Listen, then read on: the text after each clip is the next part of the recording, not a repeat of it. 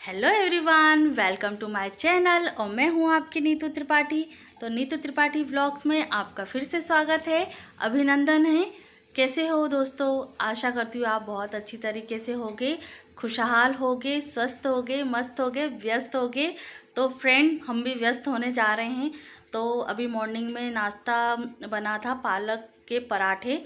तो जो हस्बैंड ने खा लिए हैं, बच्चों ने खा लिए हैं, पापा ने खा लिए हैं, तो हम दोनों सास बहुएं और रह गई हैं।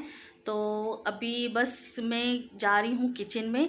तो सबसे पहले मैंने सोचा कि चलो व्लॉग जो है मैं अपने आप से स्टार्ट करती हूँ और फेस टू फेस बात करती हूँ।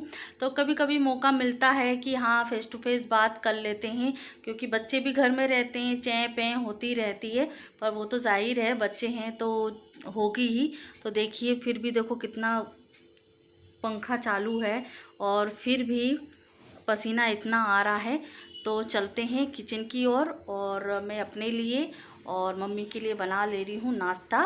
पराठे बनाऊँगी, पालक के पराठे, और उसके बाद मैं मिलती हूँ आपसे। और ब्लॉग में आप ज़रूर बने रहिएगा कि कुछ आज स्पेशल बनाना है। और काफ़ी टाइम से मैंने बनाया नहीं था, पूरी गर्मी निकल चुकी है और गर्मी तो है अभी और बाकी 1 महीना लग रहा है कि और अभी रहेगी गर्मी। तो चलते हैं किचन में, टाइम वेस्ट नहीं करते हैं।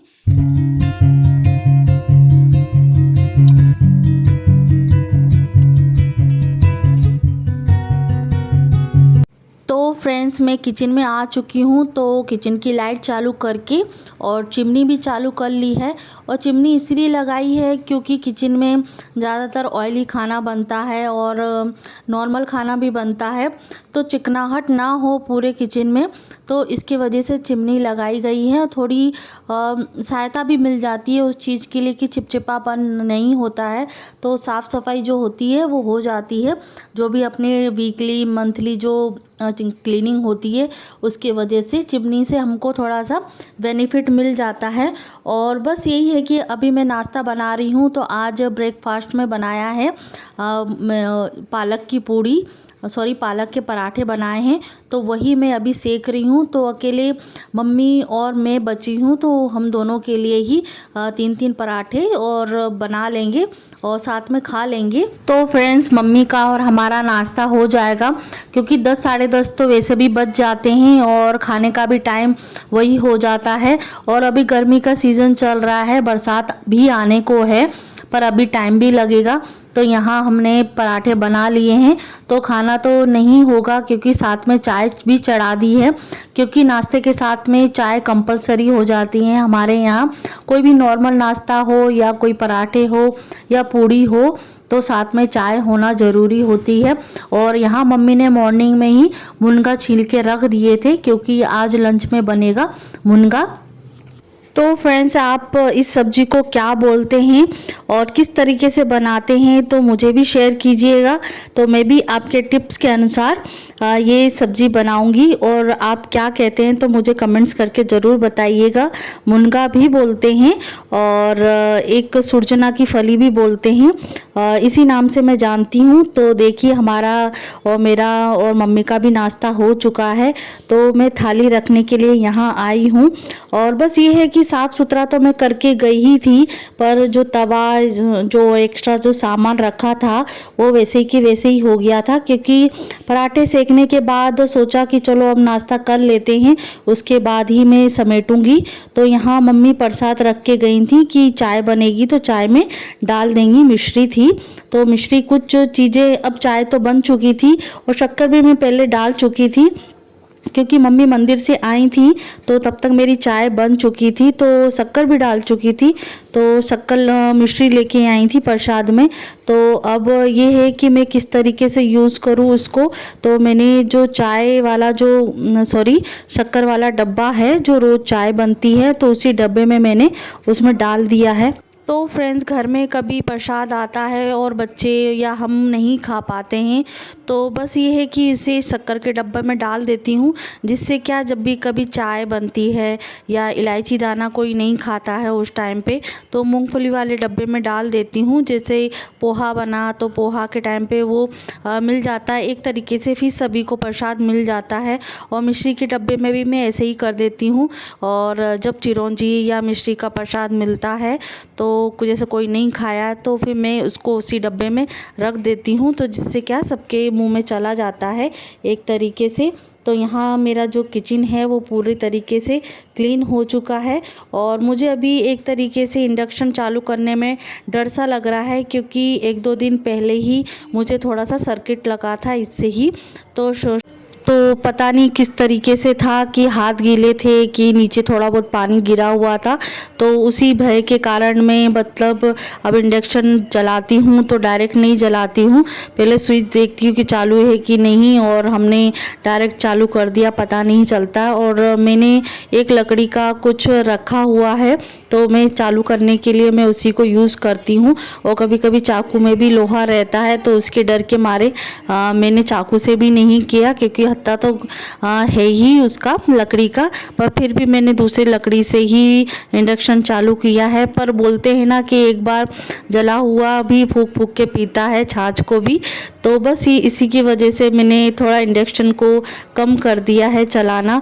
और कुछ पानी वानी चला जाता है। और यहाँ मम्मी आई हैं कि चलो थोड़ा सा ही बनाना, तो मैंने 4 आलू रखे थे, तो 4 आलू की जगह पे भी मैंने उसको 3 आलू कर दिए हैं। और क्योंकि नाश्ता तो हो चुका है हमारा और खाना थोड़ा सा ही होगा, फिर भी इतने में सब्जी बच ही जाएगी, क्योंकि ये सब्जी तो कोई शाम को खाने वाला नहीं है और बच्चे खाते नहीं हैं ज़्यादातर सब्जी। तो बस यहाँ पापा के लिए और हस्बैंड के लिए ही बन रही हैं, तो उनके लिए तो ये सब्ज़ी बहुत ज़्यादा हो जाएगी। तो यहाँ मैंने बैंगन और आलू काट लिए हैं। और बैंगन ऊपर से तो इतने अच्छे दिखते हैं, और जब काटते हैं तो नीचे मतलब अंदर साइड में थोड़े से सड़े हुए निकल जाते हैं। तो देख के ही बैंगन को काटा जाए, सब्जी को काटा जाए तो ज़्यादा ठीक रहता है। जो कटा हुआ पोर्शन था वो मैंने साइड में कर दिया है। और यहाँ सब्जी मैंने फ्राई करने के लिए रखी थी, तब तक आलू मतलब स्लो आँच में पक रहे हैं। और यहाँ मैंने हस्बैंड को बोल दिया था, क्योंकि ये जब लेटते हैं ना तो इनकी जो कमर है वो रह जाती है, तो वो एक तरीके से वो जो रुई होती है ना जो इकट्ठी हो जाती है, तो वो उसका गद्दा है, तो इसके वजह से बिल्कुल प्लेन हो जाता है। तो एक छत पे मतलब स्टोर रूम में एक स्टोर रूम है छत पे, तो उसमें एक गद्दा रखा हुआ है, तो वो लाने के लिए बोला है, तो ये वाला गद्दा वहीं रख देंगे। और वही है कि मेरा ऊपर नीचे चढ़ना बहुत ज़्यादा दिक्कत हो जाता है चढ़ने में, इसीलिए फिर मैंने हस्बैंड से ही बोल दिया था, क्योंकि इतना ज़्यादा दिक्कत वाला काम तो है नहीं है, पहले करती भी थी, पर अभी बैक पेन की वजह से मैं ज़्यादा भारी वज़न नहीं उठा पाती। और बस यही है कि यहाँ मेरी सब्ज़ी भी पक गई है, और बीच बीच में दूसरा जो काम है वो भी करते जा रही हूँ।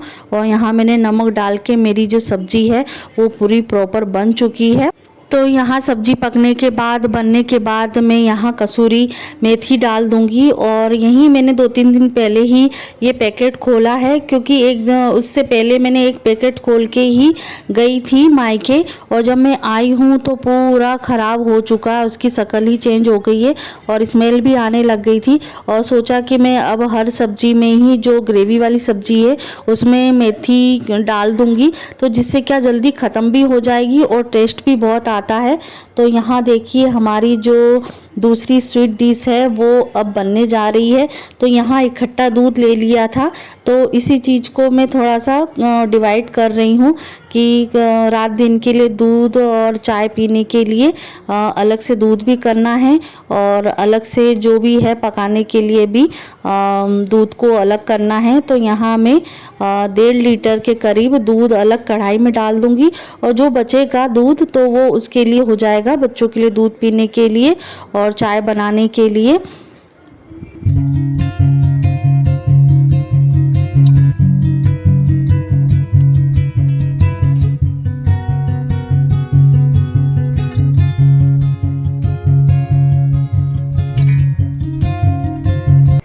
फ्रेंड्स फ्रेंड्स यहाँ मैं दूध को डिवाइड करते समय सोच रही थी कि चलो एक बार मम्मी से पूछ लेती हूँ कि कितना दूध मतलब एक तरीके से बचाना है और कितने की आइसक्रीम बनाना है।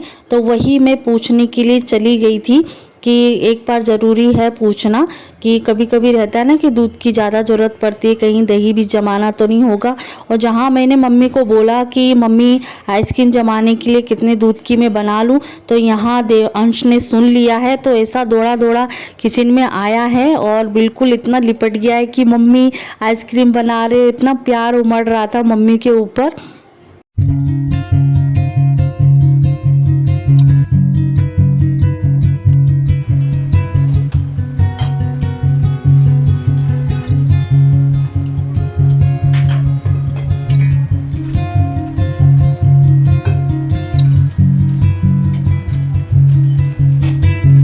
तो फ्रेंड्स मैंने अब किचन को भी साफ़ कर दिया है और यहाँ मेरी सब्ज़ी भी बन चुकी है और एक तरफ दूध गर्म करने के लिए भी रख दिया है।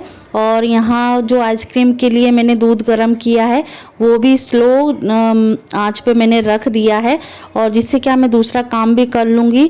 तो ये गद्दा ऊपर से लेके आ गए हैं और फिर मैं यहाँ मुझे इसीलिए मैंने जो दोपहर के टाइम पे जो फटकारा होती है और जो डस्टिंग होती है वो मैंने नहीं किया था, क्योंकि मतलब 2 से 3 बार तो चद्दर संभालना हो ही जाता है। और जब तक मैं अपना खाना पीना बना लूँगी फिर इकट्ठा गद्दा आ जाएगा ऊपर से, फिर मैं उसके हिसाब से क्लीनिंग करूँगी और डेकोरेशन कर लूँगी अपने रूम का।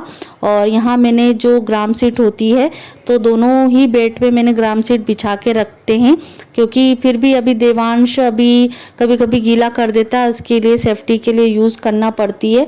और आशा करती हूँ आपको ये ब्लॉग अच्छा लगा होगा और मेरा जो रूटीन है वो आपको अच्छा लग रहा होगा। तो मुझे शेयर ज़रूर कीजिएगा और मेरे चैनल को शेयर ज़रूर कीजिएगा। और जो चैनल पे पहली बार नए आए हैं तो प्लीज़ मेरे चैनल को सब्सक्राइब कीजिएगा और कमेंट ज़रूर कीजिएगा कि ब्लॉग कैसा लगा और मेरा रूटीन कैसा लगा।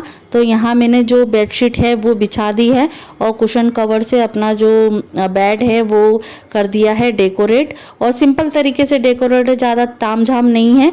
तो अगले वीडियो में मिलते हैं नए वीडियो के साथ में। अपना ध्यान रखिएगा।